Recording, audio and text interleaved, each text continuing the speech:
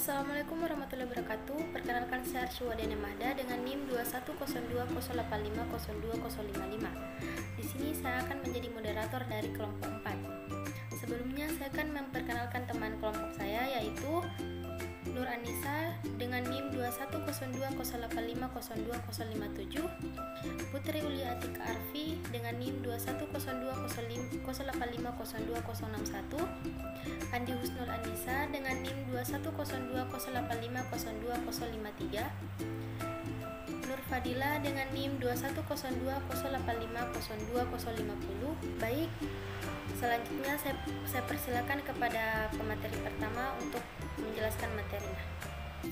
Yang pertama adalah dinamika dan tantangan identitas nasional. Secara sederhana, identitas nasional Indonesia mencakup semangat kebangsaan Indonesia, negara bangsa Indonesia, dasar negara Pancasila, bahasa nasional, bahasa Indonesia, lagu kebangsaan Indonesia Raya, semboyan negara Bhinneka Tunggal Ika, bendera merah putih, Undang-Undang 1945, integrasi wawasan Nusantara, serta tradisi dan kebudayaan daerah yang telah diterima secara luas sebagai bagian integrasi budaya nasional. Pentingnya identitas nasional bagi negara. Untuk membuat bangsa Indonesia dikenal dengan bangsa lain, sangat penting untuk berkelangsungan hidup bangsa dan negara. Penting untuk originalitas negara dan bangsa Indonesia. Integrasi nasional adalah penyatuan atau pembaruan suatu bangsa sehingga menjadi suatu kesatuan yang utuh. Berintegrasi nasional berarti sama dengan konsep menyatukan bangsa dengan kesederhanaan. Integrasi nasional mempunyai dua pengertian dasar, yakni integrasi dan nasional. Integrasi berasal dari bahasa Latin, yaitu integrat, yang berarti memberi tempat dalam satu keseluruhan. Adapun menurut Kamus Besar Bahasa Indonesia atau KBBI, integrasi adalah pembaruan sampai menjadi satu kesatuan yang bulat dan utuh. Adapun kata nasional berarti bangsa. Integrasi nasional merupakan upaya penyatuan berbagai perbedaan seperti kelompok budaya dan kelompok suku dalam suatu wilayah sehingga membentuk kesatuan. Ada beberapa faktor pembentukan integrasi nasional, terdiri dari dua, yakni faktor pendorong dan faktor pendukung.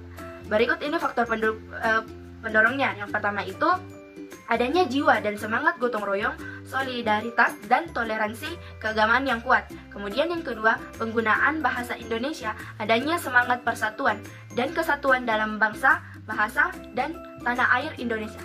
Yang ketiga, adanya kepribadian dan pandangan hidup kebangsaan yang sama, yakni Pancasila. Yang keempat, adanya jiwa dan semangat dan gotong royong, solidaritas, dan toleransi keagamaan yang kuat. Sementara faktor pendukung, yaitu yang pertama itu faktor sejarah membangun rasa senasib dan seperjuangan. Kedua, Garuda Pancasila dan semboyan Bhinneka Tunggal Ika mencerminkan ideologi nasional. Yang ketiga, seperti yang telah dinyatakan dalam Sumpah Pemuda, integrasi nasional memiliki sikap dan keinginan yang kuat untuk kembali bersatu dalam kalangan bangsa Indonesia. Yang keempat, terdapat ancaman dari luar yang menyebabkan adanya persatuan. Yang kelima, pembangunan semangat nasionalisme di kalangan bangsa Indonesia. Yang ketiga, dinamika dan tantangan integrasi nasional. Pengertian integrasi nasional berasal dari dua kata, yaitu integrasi dan nasional. Dalam Kamus Besar Bahasa Indonesia, integrasi nasional mempunyai arti politis dan antropologis, yakni di mana secara politis, integrasi nasional secara politis berarti penyatuan berbagai kelompok, budaya, dan sosial dalam kesatuan wilayah nasional yang membentuk suatu identitas nasional.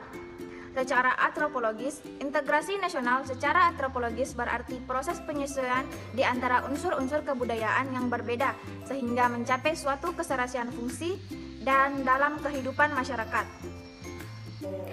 Konstitusi Negara Republik Indonesia dalam arti sempit, konstitusi merupakan suatu dokumen atau seperangkat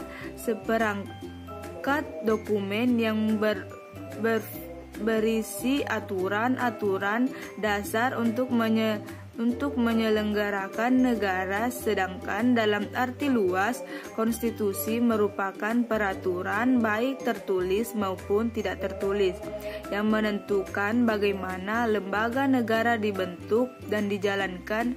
Awal proses perubahan Undang-Undang Dasar Negara Republik Indonesia tahun 1945 adalah pencabutan ketetapan MPR Republik Indonesia nomor 4 MPR tahun 1983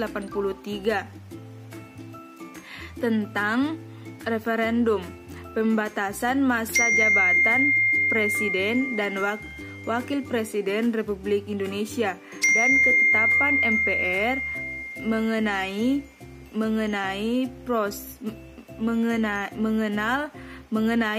hak asasi manusia, mengawali perubahan Undang-Undang Dasar Negara Republik Indonesia tahun 1945. Baik, materi terakhir yaitu dinamika dan tantangan konstitusi negara Republik Indonesia. Berdasarkan catatan sejarah, konstitusi yang pernah berlaku di Indonesia yakni UUD 1945, lalu berubah menjadi UUD RIS 1949, berubah lagi menjadi UUD 1950, dan terakhir berubah lagi menjadi UUD 1945. Alasan konstitusi Indonesia berganti-ganti adalah terdapat penyimpangan-penyimpangan terhadap konstitusi. Selain itu, pada saat Indonesia berubah menjadi RIS agar supaya Indonesia dinyatakan merdeka dan sudah tidak dijajah lagi. Pada masa reformasi, ternyata Undang-Undang Dasar mengalami 4 kali amandemen. Amandemen dilakukan dalam sidang umum maupun tahunan oleh MPR.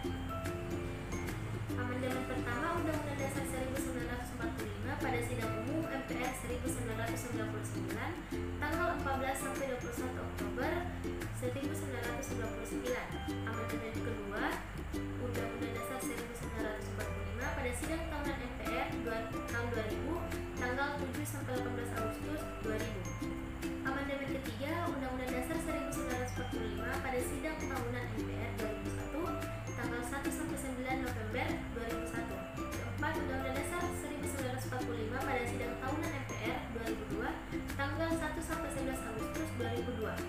Sejak diamandemen 4 kali pada tahun 1999 sampai 2002, konstitusi sudah mengubah struktur ketatanegaraan sehingga tidak ada lagi lembaga tertinggi seperti MPR, dan Indonesia kini sudah menganut sistem presidensial. Baik, sekian dari kelompok kami. Lebih dan kurangnya mohon dimaafkan. Kami akhiri, wabillahi taufiq wal hidayah. Wassalamualaikum warahmatullahi wabarakatuh.